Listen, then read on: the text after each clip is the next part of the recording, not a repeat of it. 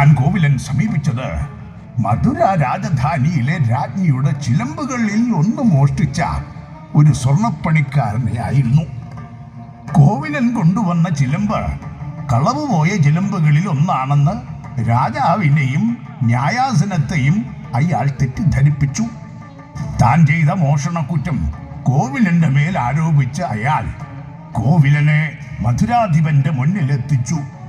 മോഷണവും മോഷണ ശ്രമവും മധുരാപുരിയിൽ അന്ന് വലിയ കുറ്റങ്ങളായിരുന്നു. പരമാവധി ശിക്ഷയായ വധശിക്ഷയാണ് രാജസ്ഥാനം വിധിച്ചിരുന്നത്. മോഷണാരോപണം വിശ്വസിച്ച രാജാവ് കോവിലന് വധശിക്ഷ വിധിച്ചു. കോവിലൻ വധിക്കപ്പെട്ടു. കോവിലന്റെ മരണവാർത്ത അറിഞ്ഞ കണ്ണകി കരഞ്ഞില്ല, ആർത്തലച്ചില്ല. കയ്യിൽ കരുതിയ ഇണച്ചിലമ്പുകളിൽ ഒന്നുമായി അവൾ മധുര രാജധാനിയിലെത്തി.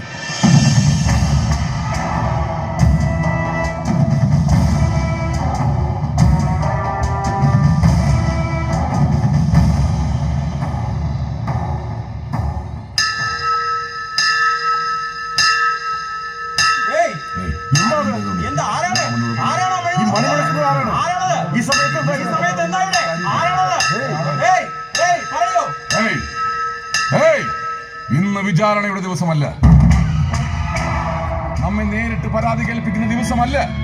പിന്നെ ഏത് ധിക്കാരിയാണ് പരാതിക്കാർക്കായി ഗോപുരവാതിൽ കെട്ടിയിട്ടിരിക്കുന്ന ആ മണി മുഴക്കുന്നത്? അതിർത്തിയിൽ ആരുടെയെങ്കിലും പടയൊരുക്കം, ഏതെങ്കിലും ചാരന്മാരുടെ കടന്നുകയറ്റമാണോ? അങ്ങനെയൊന്നുമില്ല. എങ്കിൽ വേഗം പോയി അന്വേഷിച്ചിട്ട് വരും.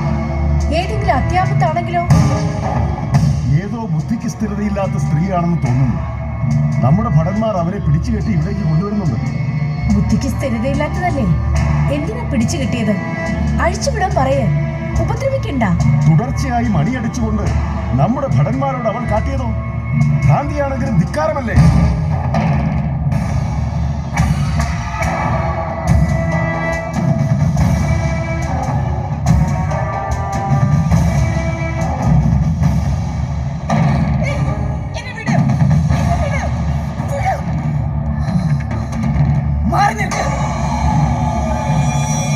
എനിക്ക് സംസാരിക്കാനുള്ളത് നീതിമാന്മാർ മാത്രം ഇരുന്നിട്ടുള്ള ഈ സിംഹാസനത്തിലിരുന്ന് നീതികേട് കാട്ടിയ പാണ്ഡ്യനാട്ടിലെ ഭരണാധിപരോടാണ്. എന്ത് പറഞ്ഞു നീ? മഹാമന്ത്രി വേണ്ട. ഭ്രാന്തിയുടെ വേഷമണിഞ്ഞ് ഈ രാജസ്ഥാനത്തിന്റെ മുഖശ്രീക്ക് മേൽ കറുത്ത മഷി കോറിയിടുന്ന ഒന്നിനെയും ഞാൻ വെറുതെ വിടില്ല. ആർക്കാണ് മഹാമന്ത്രി ഭ്രാന്ത്? അശരണന്റെ മേൽ ആധിപത്യം സ്ഥാപിക്കുന്ന ഭരണകൂടങ്ങൾക്കല്ലേ ഭ്രാന്ത്? ധൂർത്തും കെടുകാര്യസ്ഥതയും മുഖമുദ്രയാക്കിയ ഭരണാധിപന്മാർക്കല്ലേ ഭ്രാന്ത്? ശരിയാണ്, ഭവതിക്ക് ഭ്രാന്തില്ല. നിങ്ങളെ കേൾക്കും ഞങ്ങൾക്കാണ് ഭ്രാന്ത്, സമ്മതിക്കുന്നു. പക്ഷേ എന്ത് ഭ്രാന്താണ് ഈ ഭരണകൂടം ഭവതിയോട് കാട്ടിയത്? നിങ്ങൾ എന്റെ ഭർത്താവിനെ കൊന്നു.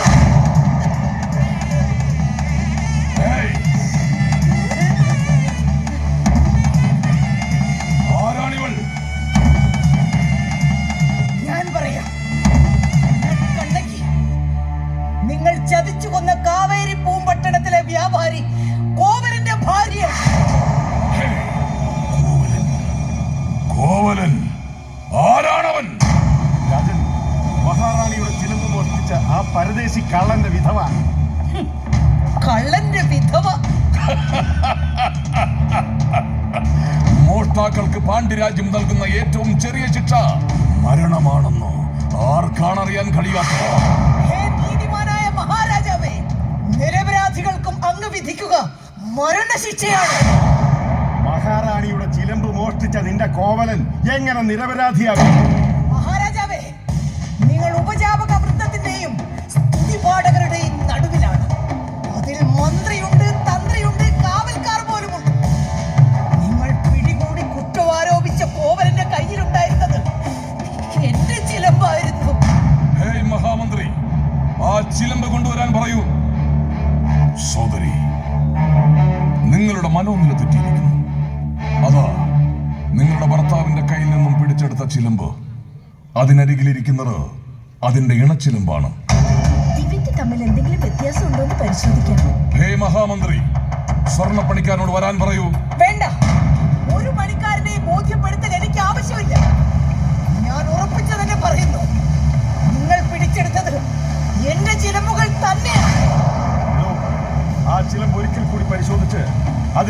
വിലാസവും തൂക്കവും മറ്റു വിവരങ്ങളും ഈ സ്ത്രീയെ ബോധ്യപ്പെടുത്തുക.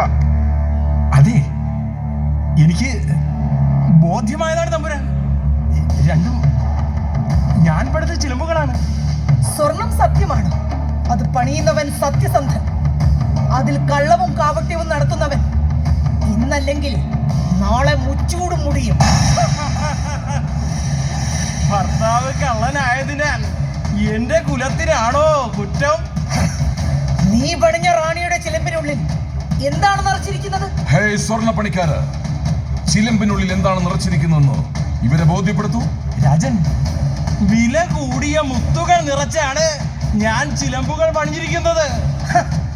സമർത്ഥനായ സ്വർണ്ണപ്പണിക്കാരാ വിഡ്ഢി. ഇവിടെ ഇരിക്കുന്ന എന്റെ ചിലമ്പിന്റെ ഇടച്ചിലമ്പ് എന്റെ കൈവശമുണ്ട്.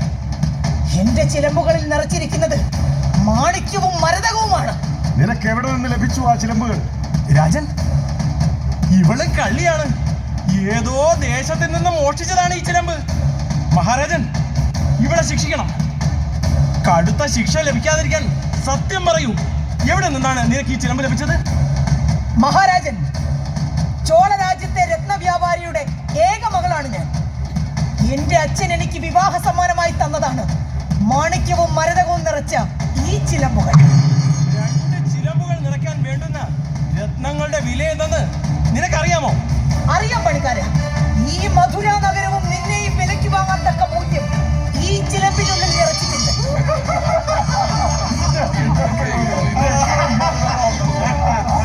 സഭാവാസികളെ, ഈ പരിഹാസം ഈ രാജസ്ഥാനത്തെയും നിങ്ങളെയും ബോധ്യപ്പെടുത്താൻ ഈ ഇണച്ചിലമ്പുകൾ ഞാൻ പതിച്ചെറിയും. ഒപ്പം നിങ്ങൾ പിടിച്ചെടുത്ത ഈ ചിലമ്പ്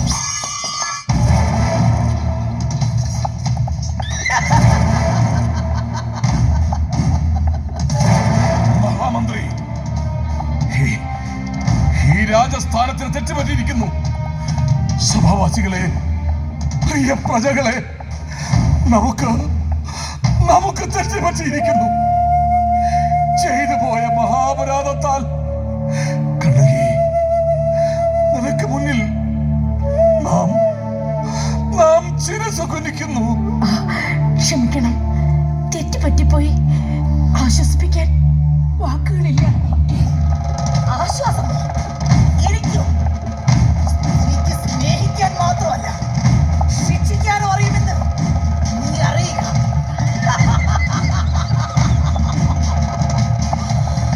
അതിവ്രതയായ എന്റെ വാക്കിന്റെ വാൾമുനത്തുമ്പോൾ നിന്റെ കോട്ട കൊത്തളങ്ങളും കൊട്ടാരക്കെട്ടുകളും ഇടിഞ്ഞു വീഴട്ടെ.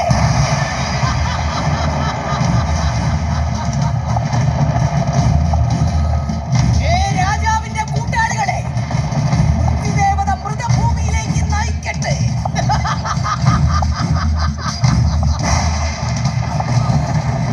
ഇറവയ്ക്ക് മുല കൊടുക്കുന്നതിന് പ്രകൃതി ഞാനെന്ന ഈ സ്ത്രീക്ക് നൽകിയ മാറുകളിൽ ഒന്നിനെ എന്റെ മധുരാ നഗരത്തിന്റെ മകുടത്തിലേക്ക് ഞാനിതാ പറിച്ചെറിയുന്നു.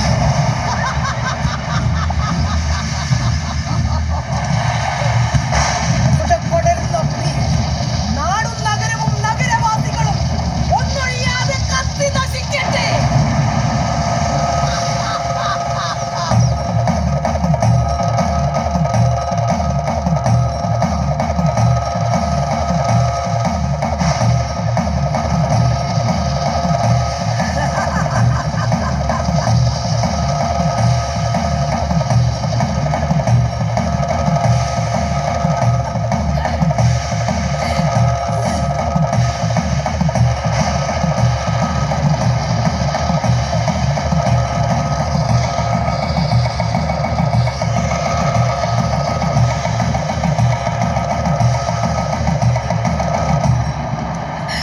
പിതാവേ, മാപ്പ്.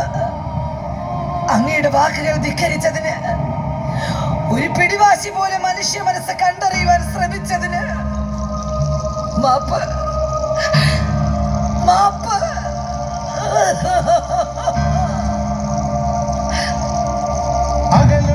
പകലിൻ ഇരുമാറിൽ അന്നും മുഖമൊന്നമർത്തി വിതുമ്പി സന്ധ്യ, കണ്ണുനീരുപ്പു കവർന്ന കവിൾ തടം ചവി പടർന്നു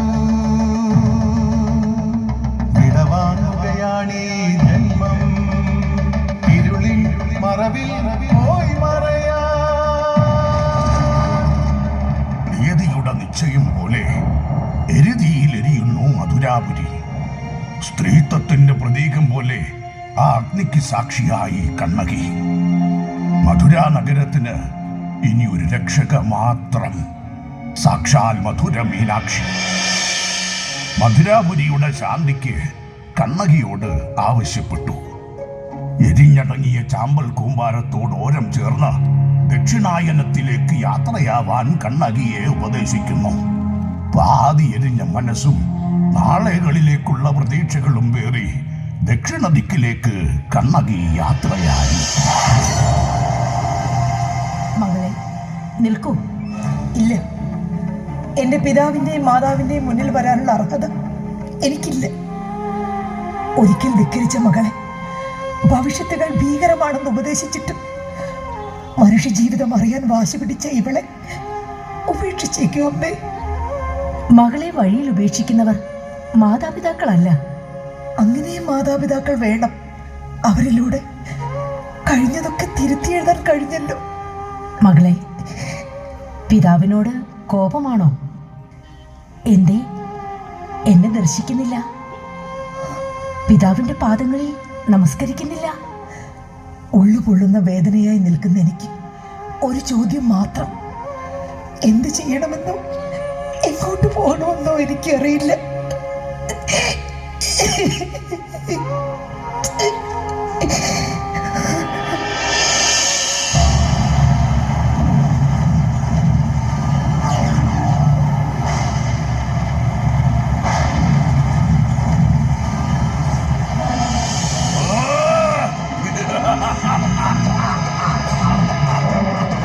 ഇനി യാഗങ്ങൾക്കും ദേവചടങ്ങുകൾക്കും ഇവിടെ സ്ഥാനമാണ്. മുനിവൃന്ദങ്ങൾ ഭീതിയിൽ മുങ്ങട്ടെ. മന്ത്രശക്തി പിന്നിലേക്ക് ഉയരാതിരിക്കാൻ ഞാൻ തന്നെ ഉണ്ടാകും.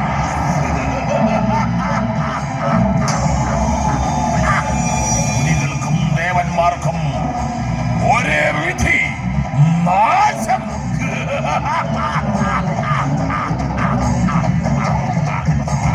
സ്വാമി, അങ്ങയുടെ നാമം കേട്ടാൽ ദേവാലയങ്ങൾ അടയ്ക്കുന്നു. ഭൃഗുമുനിയുടെ യാഗം മാത്രം ബാക്കിയുണ്ട്. അവനെ അവസാനിപ്പിച്ചാൽ ഈ ഭൂമിയിൽ ദേവതകൾക്കൊന്നും സ്ഥാനമുണ്ടാവില്ല. അത് ഞാൻ തന്നെ ചെയ്യാൻ പോകും. ഈ അഗ്നി നാശത്തിന്റെ പ്രതീകമാകട്ടെ.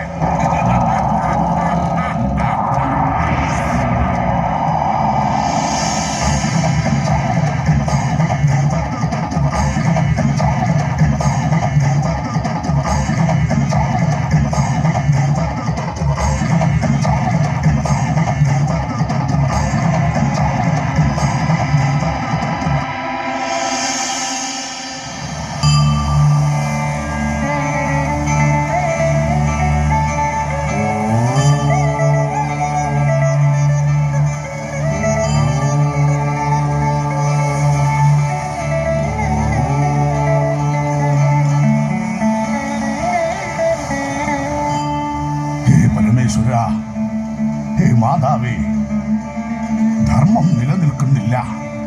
ദേവപൂജകൾ മുടങ്ങിയിരിക്കുന്നു. ഇനി ലോകത്തെ രക്ഷിക്കുക ദിവ്യശക്തികൾക്ക് മാത്രമേ കഴിയൂ.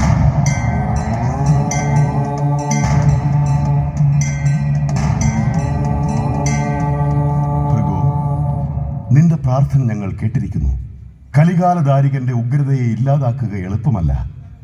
അവന്റെ നാശത്തിന് ഭദ്രകാളി തന്നെയാകണം സാക്ഷ്യം. മാതൃരൂപം തന്നെയാണ് ഈ കലികാലത്തെ അവസാനിപ്പിക്കേണ്ടത്. എന്നാൽ ഭദ്രകാളിയുടെ ഈ നിയോഗത്തിന് മാടന്റെ അനുഗ്രഹം ആവശ്യമുണ്ട്. അവൻ വനമേഖലയിൽ സമാധി നിലയിലാണ്. അവനെ ഉണർത്തണം. കലികാലധാരികനെ നേരിടുന്നതിനായി പരശുരാമൻ വരേണ്ടതുണ്ട്. അതിനാൽ നാരദർ പരശുരാമനെ ഈ വിവരം അറിയിക്കേണ്ടതുണ്ട്.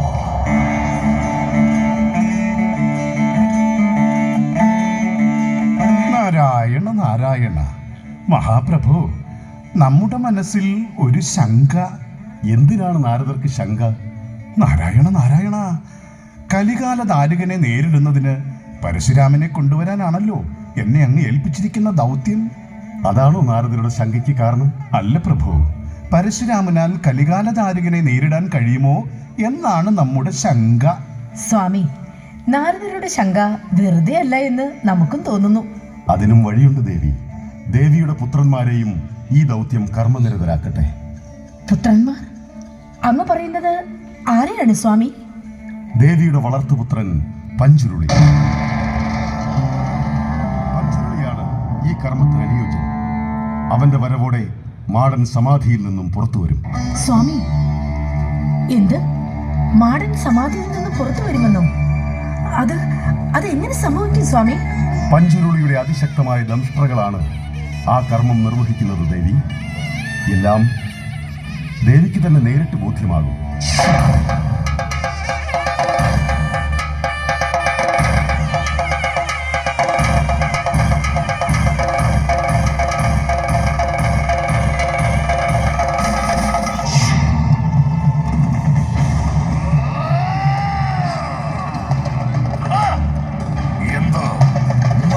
നശിപ്പിക്കാനുള്ള ഗൂഢാലോചന നടത്തുന്നു. നമ്മെ നശിപ്പിക്കാൻ കൊണ്ടുവരുന്നതോ പരശുരാമനെയോ?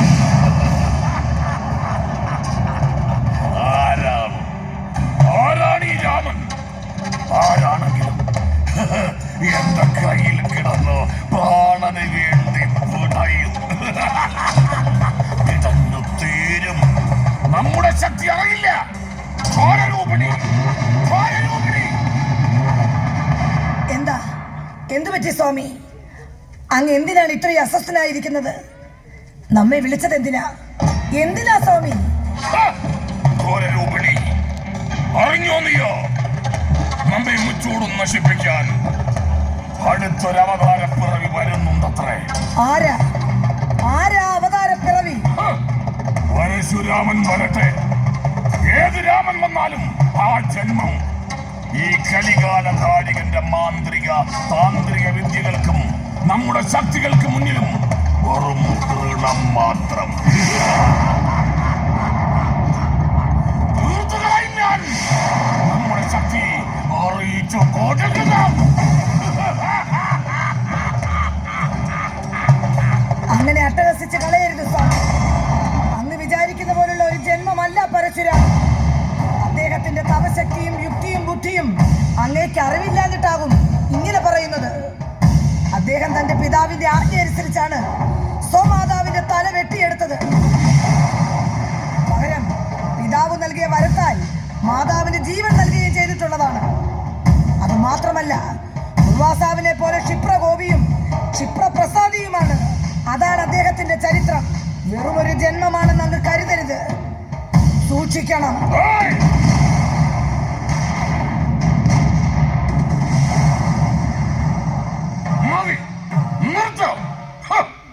അവന്റെ വീരഗാഥകൾ പറയാനല്ല നിന്നെ നാം വിളിപ്പിച്ചത്.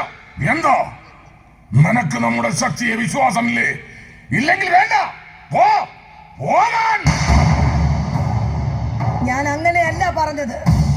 ഞാൻ പറഞ്ഞതിന്റെ പൊരുൾ അങ്ങേക്ക് മനസ്സിലാകാഞ്ഞിട്ടാണ്. അങ്ങ് സൂക്ഷിക്കണം. വേണ്ട. നമ്മുടെ ശക്തിയെ സംശയിക്കുന്ന ആരും നമ്മുടെ കൂടെ വേണ്ട. പോകൂ.